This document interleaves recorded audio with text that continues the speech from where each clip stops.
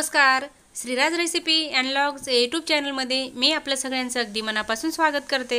तर आज आपण अगदी आगळा-वेगळा नाश्त्याचा प्रकार करणार आहोत आणि तो म्हणजे मूग आणि पोहेचे कटलेट। चला तर मग रेसिपी बनवायला सुरुवात करूया। तर त्यासाठी मी आता साहित्य सांगते। इथे 2 वाटी मूग घेतलेले आहेत भिजवलेले, 7 ते 8 तास भिजवून घ्यायचे आहेत।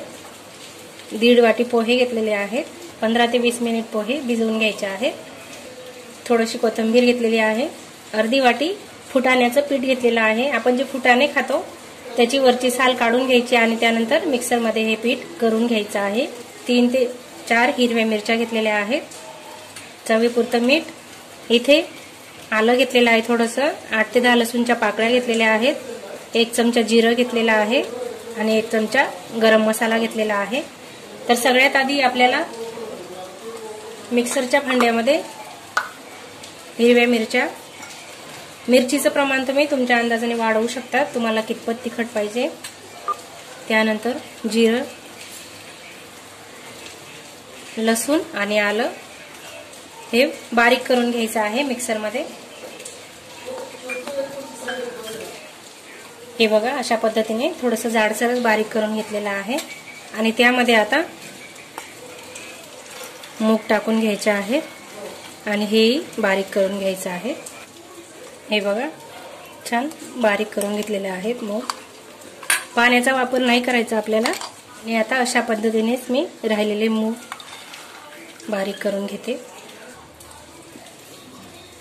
पोहे पण आपल्याला तशा पद्धतीनेच बारीक करून घ्यायचे आहेत मिक्सर मध्ये। हे बघा पोहे पण छान बारीक झालेले आहेत आणि त्यानंतर त्यामध्ये आता गरम मसाला टाकायचा आहे,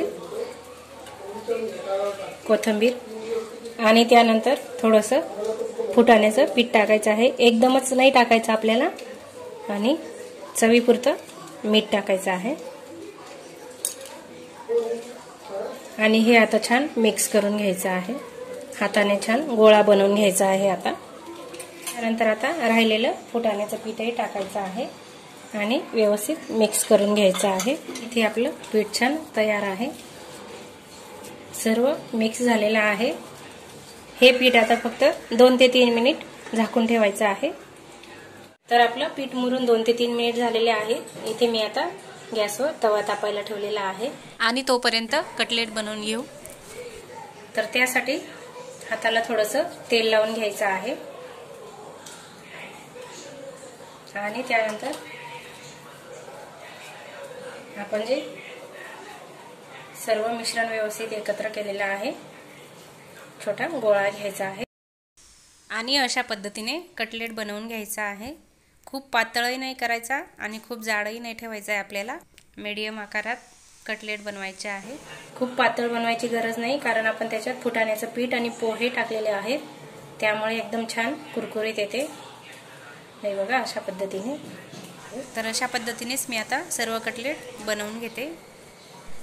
तर इथे तवा छान तापलेला आहे, थोडंसं तेल टाकलेलं आहे मी तव्यावर आणि त्यानंतर मी जे कटलेट बनवून घेतलेले आहे ते तव्यावर ठेवते। खूप सुंदर टेस्ट लागते या कटलेटची, लहान मुलांसाठी तर अतिशय पौष्टिक आहे।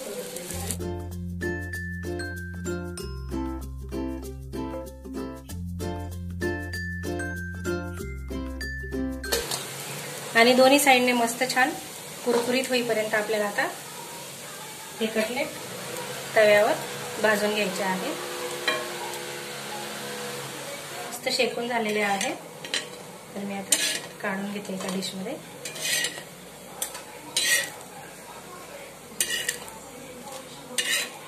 आणि इथे माझ्याकडे हार्टच्या आकाराचा साचा होता, तर मी त्या आकाराचे कटलेट बनवलेले आहेत राहिले। तर हे छान आता दोन्ही साइडने मस्त कुरकुरीत होईपर्यंत भाजून घ्यायचे आहेत तव्यावर। तर अशा पद्धतीने हे कटलेट छान भाजून झालेले आहे। तर अशा पद्धतीने आपले हिरवे मूग आणि पोहेचे कटलेट तयार आहेत। तर तुम्ही हा नाश्त्याचा साधा आणि सोपा परंतु पौष्टिक असा प्रकार नक्की ट्राय करा. चला तर मग रेसिपी आवडल्यास लाईक, शेअर आणि सबस्क्राईब करायला विसरू नका. भेटू अशाच नवनवीन रेसिपीसह. तोपर्यंत मस्त खा, स्वस्त रहा.